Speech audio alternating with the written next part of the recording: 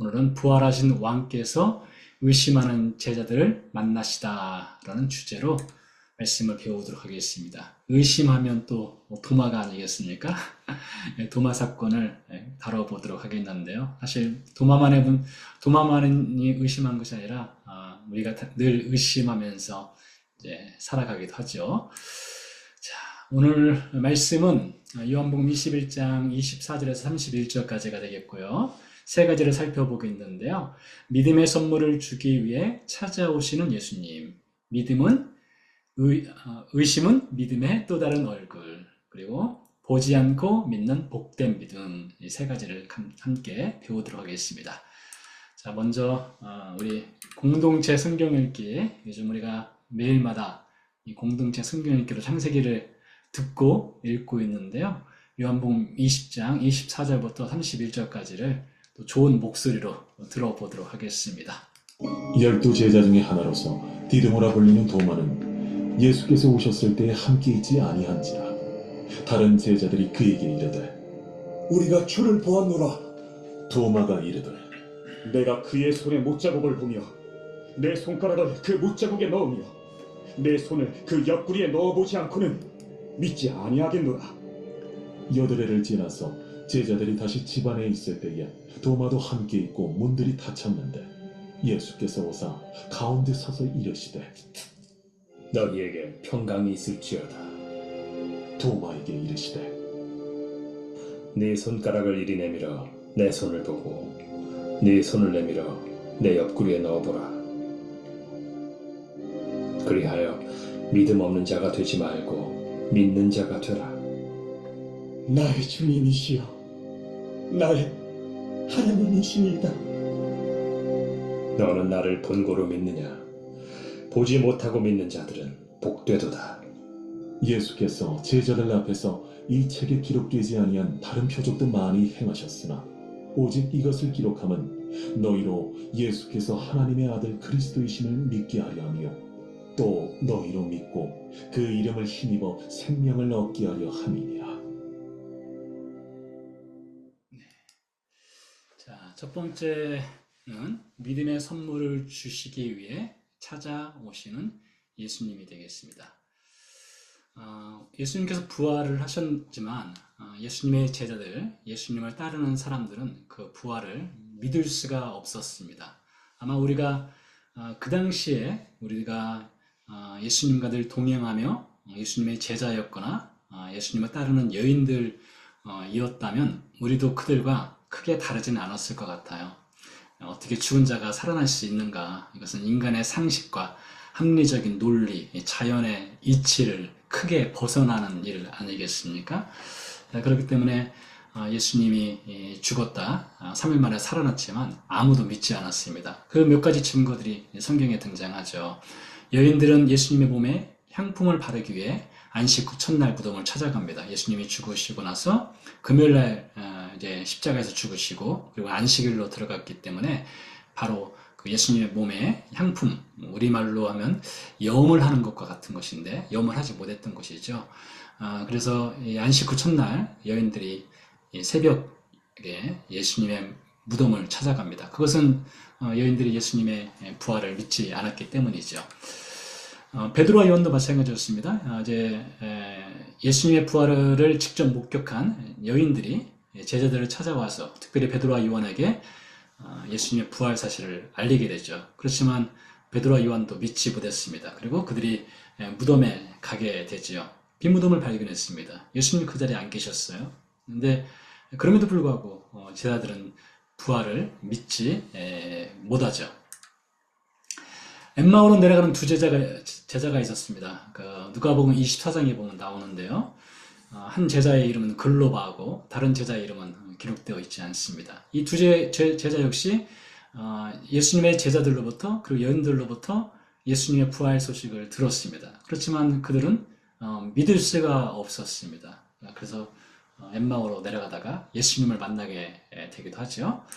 자, 그래서 예수님께서 이 11제자를 찾아오시게 됩니다. 11제자를 찾아오셔서 그들의 믿음 없는 것과 마음이 완악한 것, 완악하다는 것은 이제 고집스러운 거죠. 이제 그들이 갖고 있었던 그 상식이라든가 자연의 이치, 그것을 뛰어넘지 못하고 그 안에 갇혀서 예수님의 부활을 믿지 못하는 것을 예수님이 책망하시게 됩니다. 완악한 것을 꾸짖으셨다니까 예수님이 아주 크게 책망하신 것처럼 보일 수도 있지만은 또 예수님의 책망은 그들을 사랑하는 마음으로 그들에게 또 믿음을 주시기 위해서 이렇게 하셨을 것으로 볼 수 있는데요. 이 네 가지 경우를 보면은 이들이 예수님의 부활을 결국은 믿게 됩니다. 근데 믿게 되는 그것을 보게 되면 그들 스스로 이해하고 그 자연의 법칙을 뛰어넘으려고 노력을 해서 예수님의 부활을 믿게 된 것이 아니라 전부 다 예수님이 찾아오셔야만 했어요. 예수님이 찾아오셔서 여인들에게 부활한 것을 보여주시고 베드로와 요한에게도 예수님이 찾아오시고 엠마오로 내려가는 두 제자에게도 예수님이 직접 찾아오셔서 예수님이 부활하신 것을 알려주시고 또 11제자가 집안에서 두려움에 떨고 있을 때 예수님이 찾아오셔서 그들에게 부활한 것을 이제 알려주시는 것이죠. 그래서 예수님은 이렇게 부활을 믿지보다는 제자들에게 믿음의 선물을 가지고 찾아오셔서 그들에게 믿음을 주시는 분이셨습니다.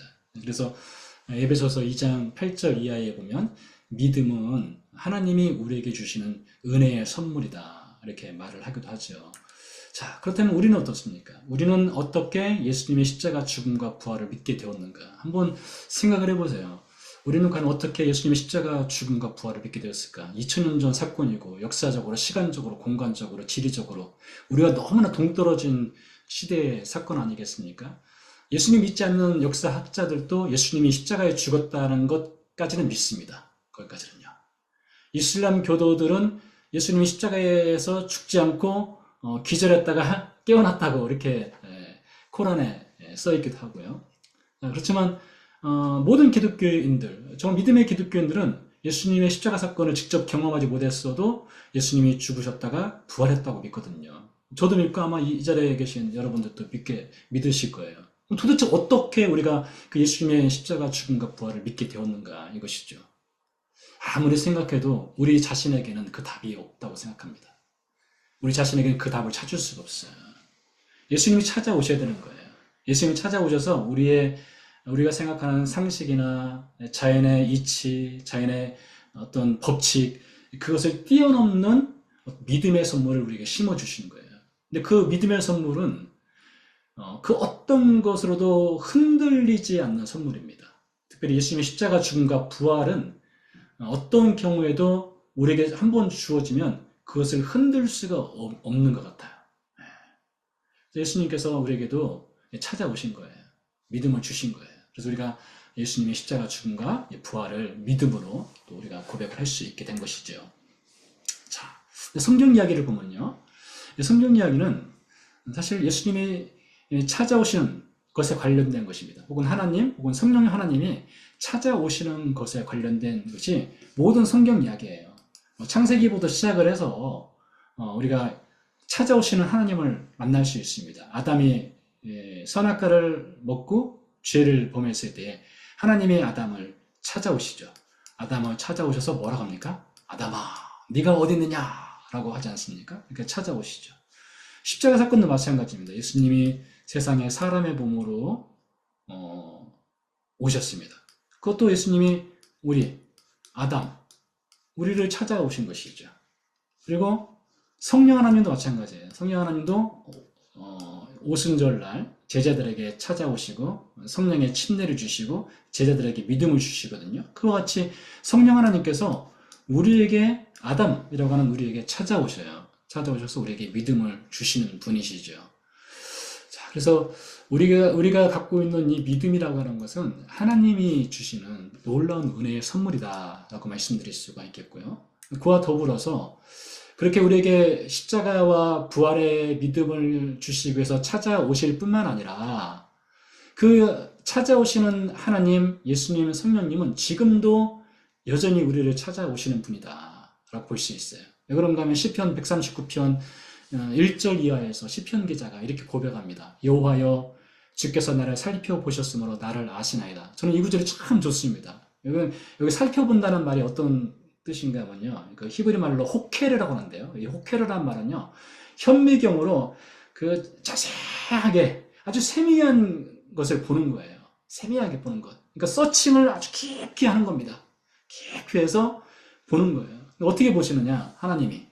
주께서 내가 앉고 일어섬을 아시고 멀리서도 나의 생각을 밝히 아신대요. 하나님은 그러신 분이세요.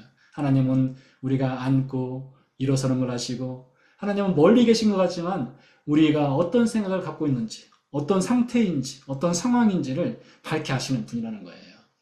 나의 모든 길과 내가 눕는 것을 살펴보셨으므로 여기서도 살펴보심으로 깊게 살펴보시는 분이세요. 나의 모든 행위를 익히 아시오니 하나님 우리 모든 행위를 아신다는 것은 우리를 벌주기 위해서 우리를 심판하기 위해서 우리의 모든 행위를 아신다는 것이 아니라 우리의 형편을 살피시는 분이세요.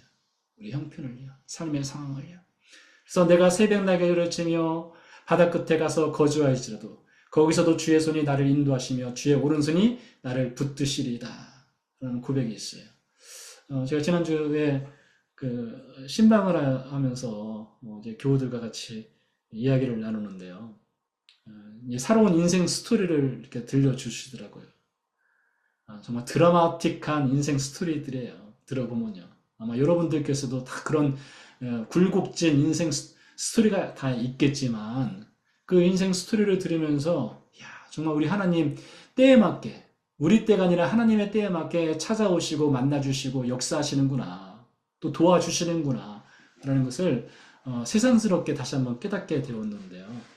여러분 지금 어떤 상황인지 각자의 상황 가운데 우리가 삶을 살아가고 있지만 우리가 지금 누워있든지 일어서든지 바다 끝에 거주할지라도 거기서도 주의 오른손이 우리를 붙들어 주셔요. 그래서 우리가 2025년 한 해를 살아가면서 이 시편 139편 이 말씀이 우리 어떤 상황을 만나든지 이 말씀이 우리에게 힘이 됐으면 좋겠어요. 그리고 찾아오시는 예수님, 믿음이 없어도 찾아오시는 예수님, 그리고 믿음을 주시는 예수님, 그것을 붙잡고 한 해를 살아갔으면 좋겠다라는 생각을 해봅니다. 자, 두 번째는요. 의심은 믿음의 또 다른 얼굴이 됩니다. 도마가 이렇게 말을 하죠. 내가 그의 손에 못자국을 보며 내 손가락을 그 못자국에 넣으며 내 손을 그 옆구리에 넣어보지 않고는 믿지 아니하겠다 했습니다. 도마는 믿을 수가 없었어요. 예수님이 부활했다는 것을 제자들이 목격을 하고 보았다 했어도 도마는 믿을 수가 없었습니다. 근데 여러분 이 의심한다는 것이 항상 나쁜 것은 아닙니다. 물론 우리가 어떤 성경에서는 야고보서 같은 경우는 의심하지 말라, 의심하는 자는 죽게 얻을 것은 생각도 하지 말라 이런 말씀도 있긴 하지만은 의심이 다 나쁜 것은 아니에요. 의심은 믿음으로 가기 위한 징검다리이기도 합니다. 성경 인물들은 사실 의심을 많이 했어요. 예를 들어서 아브라함의 경우를 보면 하나님이 아브라함에게 약속을 했죠. 내가 너로 큰 민족을 이루게 해주겠다. 자식이 없는 아브라함한테 하나님이 자식 하나 주겠다는 것도 아니고 큰 민족을 이루겠다고 약속을 해주셨어요. 근데 그 약속이 이루어지지 않았죠? 즉시로요. 아브라함이 그래서 창세기 15장에 가면 주 여호와여 무엇을 내게 주시려 하나이까? 나는 자식이 없사오니 나의 상속자는 이 다메섹 사람 엘리에셀이니이다. 아브라함이 푸념을 드러났습니다. 하나님이 약속을 했지만 눈에 보이는 약속에 성취가 없으니까 얼마나 답답했겠어요. 그리고 이 창세기 15장까지 12장에서 15장으로 넘어가기까지는 대략 한 10년 정도의 시간이 걸리거든요. 와, 하나님이 약속하셨는데 10년 동안 그 약속이 성취되지 않는다? 참 답답하죠. 아마 여러분들도 그런 경험 있을 거예요. 하나님이 분명히 약속하신 것 같고 말씀은 이렇게 약속의 말씀이 있는데 내 삶의 상황은 바뀌지 않고 달라지지 않고 여전히 깊은 골짜기로 내려가는 것 같고 깊은 터널을 지나가는 것 같아서 자 힘들 때가 왜 없겠습니까? 아브라함도 그런 겁니다. 근데 여러분 교회는 어떻게 됩니까? 창세기 22장으로 가면은 20장으로 가면은 하나님이 이삭이라고 하는 아들을 주시잖아요. 아브라함이 100세 때예요. 아브라함이 모든 것을 포기하고 내 힘으로는 안 됩니다 라고 했을 때 하나님이 이삭이라고 하는 아들을 주시잖아요. 그래서 우리가 살면서 좀 붙잡아야 될 것 중에 하나는 내 때에 어떤 일이 성취되지 않는다 할지라도 내가 원하는 그 절묘한 타이밍에 하나님의 말씀이 이루어지지 않는다 하더라도 그 기대하는 것, 소망하는 것을 내려놓지 말아야 됩니다. 왜요? 하나님의 때가 또 있잖아요. 하나님의 타이밍이 또 있지 않겠습니까? 하나님의 디데이는 따로 있을 수 있다. 라는 것을 기억을 하면 좋겠습니다. 의심할 수는 있습니다. 그러나 그 의심도 믿음으로 가는 징검다리가 될 수 있어요. 또한 케이스를 보면 모세의 케이스를 볼 수 있습니다. 이스라엘 백성들이 광야에 나가서 만나만 먹다 보니 그들이 고기를 먹고 싶었습니다. 그래서 불평불만을 늘어놓죠. 그러자 하나님께서 이렇게 말씀하십니다. 한 달 동안 고기를 주어 먹게 하리라. 생각해 보세요. 광야에서 어떻게 고기를 얻을 수 있겠습니까? 그래서 모세가 하나님께 이렇게 말하죠. 양떼와 소떼를 잡은들 조카오며 바다의 모든 고기를 모은들 조카리까 했습니다. 모세가 틀린 말을 한 거 아니죠. 이스라엘 백성들이 애굽에서 끌고 나온 양떼, 소떼 다 잡아먹어도 어떻게 그 이스라엘 백성들의 배를 다 채울 수 있겠어요? 바다의 고기를 또 어떻게 잡아서 먹을 수 있겠어요? 그러니까 모세는 하나님의 능력을 이때는 의심을 했습니다. 근데 하나님 그렇다고 해서 모세한테 너 이렇게 믿음 없냐 책망하지 않으셨어요. 하나님 모세의 말을 듣고 하나님께서 보여주셨어요. 메추라기를 보내주시잖아요. 그 메추라기를 먹고 또 한 걸음 한 걸음 나가도록 해주잖아요. 그래서 모세가 이렇게 의심했지만 하나님은 메추라기를 주심으로써 모세의 믿음을 한 단계 업그레이드 시키는 것을 볼 수가 있지요. 도마도 마찬가지였습니다. 못 믿겠다 이렇게 말했어요. 근데 예수님이 오셔서 말씀하지 않습니까? 내 손가락을 이리 내밀어 내 손을 보고 내 손을 내밀어 내 옆구리에 넣어 봐라 했어요. 참 기가 막힌 말씀입니다. 왜 그런가 하면 예수님이 십자가에서 부활했을 때에 예수님의 그 옆구리와 손과 발에 그 구멍난 상처, 그 구멍난 상처를 그대로 안고 예수님이 부활하신 거예요. 예수님 그 상처난 것, 그 구멍 채우기를 원하신다면 그 왜 못 채우겠습니까? 근데 구멍 뻥 뚫린 손과 발, 옆구리 그대로 부활하신 거예요. 누구 때문에요? 누구를 위해서요? 의심하는 도마를 위해서요. 의심하는 도마를 위해서 예수님의 손에 난 상처를 그대로 갖고 오시고 옆구리의 상처를 그대로 갖고 오신 거예요. 그리고 넣어봐라 이렇게 말씀을 하셨죠. 그런 여러분 우리가 나중에 천국에 가게 되면은 우리가 만나는 예수님은요 그러신 분이세요. 손과 옆구리와 발에 큰 구멍이 나 있는 그 상처를 그대로 안고 계신 분이세요. 우리는 그런 예수님을 만나게 될 거예요. 그리고 우리는 그 구멍난 손과 발을 보여주시는 예수님 앞에서 아마 우리는 큰 눈물을 흘리지 않을까, 감사의 눈물을 흘리지 않을까 이렇게 싶기도 한데요. 의심할 때 그 의심을 믿음으로 바꿔주기 위해서 상처난 손을 갖고 예수님이 찾아오신다는 것이죠. 자, 그럼에도 불구하고 우리가 살면서 의심이 생길 때가 있습니다. 믿음의 의심이 생길 때가 있고요. 하나님의 타이밍에 대한 의심이 생길 때도 있고 삶이 힘들고 어렵고 고난 가운데 있으면 흔들릴 수밖에 없는 것이 우리 인생입니다. 바람이 불면 풀이 쓰러지듯이 마찬가지 쓰러지듯이 말입니다. 의심이 생길 때 어떻게 해야 되느냐? 여러 가지 방법이 있을 수 있는데 세 가지를 한번 정리해 봤습니다. 첫 번째는 고백이 필요하고요.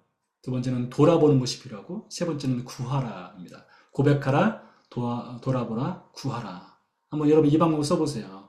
의심이 생길 때 고백하십시오. 나의 믿음 없는 것을 도우소서. 나의 의심하는 것을 도와주세요라고 한번 고백해보세요. 우리가 고백하지 않아도 하나님 아시죠? 우리가 의심한다는 거예요. 마음이 흔들린다는 거 아십니다. 그럼에도 불구하고 먼저 고백을 하는 겁니다. 긍휼을 구하는 기도를 해보는 것이죠. 두 번째 돌아보라는 건요. 과거의 일을 기억을 해볼 필요성이 있습니다. 어떤 과거요? 지금까지 살아오면서 하나님께서 우리의 삶을 어떻게 인도해 오셨는가를 그 삶의 궤적을 돌아보세요. 돌아보면은 그때그때마다 하나님의 인도하셨던 그 나이테들이 있습니다. 도움의 나이테, 선명한 나이테가 있어요. 그것을 우리는 간증이라고 하지 않습니까? 하나님이 도우셨던 간증거리들이 있어요. 그 간증거리들이 우리의 믿음을 빌드업 시켜가요. 견고하게 해갑니다. 그리고 의심이 생길 때에 그 과거에 하나님이 행하셨던 그 일들이 지금 현재 있는 의심을 넘어설 수 있도록 도울 수 있거든요. 과거의 일을 기억하실 필요성이 있어요. 여기 하나 더 추가시킨다면 여러분 올 한 해 살면서 하나님이 어떤 일을 도우셨을 때에 그것을 한번 기록을 해보세요. 또 기록은 기억을 지배한다는 말도 있거든요. 기억은 희미해지고 사라질 수 있지 않습니까? 그러나 기록된 것은 오래가죠. 여러분 올해 기도 제목 중에 응답된 거 있으면 언제 하나님이 응답하셨어? 라고 한번 적어보세요. 그리고 어려운 일 만날 때 그거 돌아보세요. 하나님 그때도 도우셨다면 지금은 왜 못 돕겠는가? 여전히 나를 도우실 수 있다. 나와 함께 하신다. 이것이죠. 세 번째 구하랍니다. 믿음을 또한 구해야 될 필요성이 있어요. 예수님도 그렇게 말씀하셨거든요. 믿음을 구하라겠어요. 믿음을 구하라. 그래서 우리가 의심이 생길 때는 믿음 없는 것을 도와주세요. 라고 고백하시고 과거에 하나님이 도우셨던 것을 기억하시고 다음으로는 믿음을 달라고 구할 필요성이 있어요. 그러면서 우리는 의심에서 믿음의 자리로 더 가까이 나갈 수 있을 것입니다. 자, 믿음이 없이는 하나님을 기쁘시게 하지 못하나니 하나님께 나아가는 자는 반드시 그가 계신 것과 또한 그가 자기를 찾는 자들에게 상 주시는 이심을 믿어야 할지니라 했습니다. 히브리서 11장 6절 말씀이죠.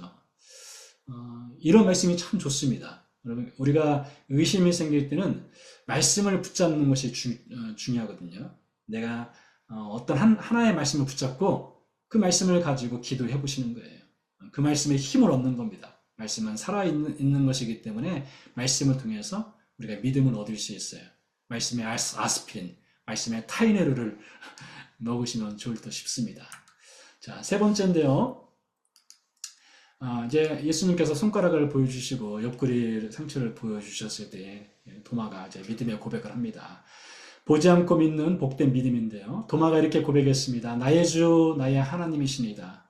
참으로 복된 고백을 했습니다. 성경에 이런 고백이 흔치 않거든요. 몇 사람 없어요. 나의 주, 나의 하나님이십니다. 도마가 있고 베드로가 있고 마리아가 있고 또 있는지 모르겠어요.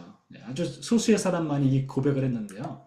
대단한 고백입니다. 왜 그런가 하면 나의 주라고 하는 것은 my lord죠. 이 lord라고 하는 것은 주라고 하는 것은 그 구약 성경에서는 여호와를 가리키는 겁니다. 여호와.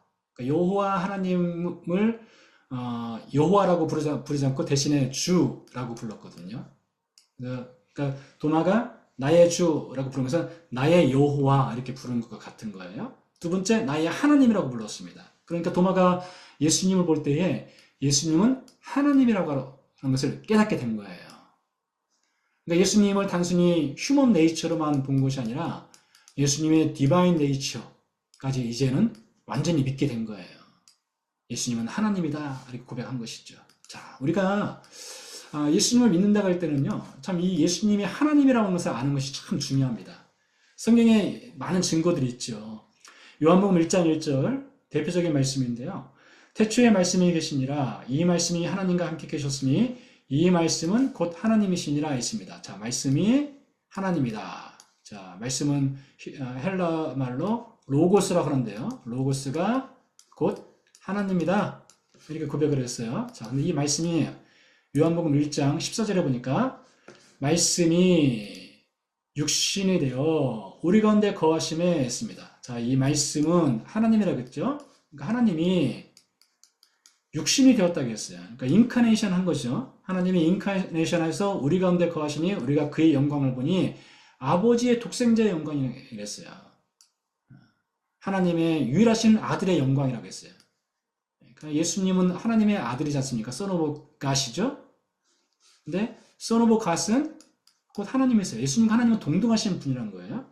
그 고백을 했는데 말씀이신 하나님이 육신이 되어 이 세상에 오셨는데 그분은 하나님의 아버지의 아들이다. 이렇게 말하는 거예요.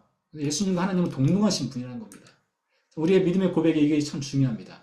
자, 본래 하나님을 본 사람이 없으되 아버지 품속에 있는 독생하신 하나님 나타나셨느니라 라고 요한이 말하고 있어요. 독생하신 하나님, 아들이신 하나님이에요. 아들이신 하나님. 그러니까 도마의 이 고백은 나의 주 나의 하나님이십니다. 이 고백은 예수님은 나에게는 단순히 인간이 아니라 예수님은 나에게 하나님이시다 이렇게 고백한 거예요. 자, 예수님이 주신 이 믿음의 고백이, 믿음이 도마로 하여금 예수님은 나의 하나님이시다라는 고백으로 이어지게 하였는데요. 자, 그래서 예수님께서 이렇게 말씀하셨습니다. 너는 나를 본고로 믿느냐? 보지 못하고 믿는 자들은 복되도다 했습니다. 자, 여러분 여기서 도마의 역할이 있습니다. 도마의 역할은 어떤 역할이냐? 도마의 역할은요, 장차 예수님 시대 이후에, 제자 시대 이후에는 다 예수님을 어떻게 볼 수가 없지 않습니까? 볼 수가 없었어요. 예수님을 육신으로도 못 보고 부활하신 예수님도 볼 수 없는 시대 사람들입니다. 우리도 마찬가지고요. 근데 이 도마의 케이스를 통해서 예수님이 말씀하셨어요. 앞으로 미래 세대에 나를 보지 못하고 믿는 자들은 참 복 있는 자다, 이렇게 말씀하셨어요. 그러니 여러분, 우리가 어떤 사람입니까?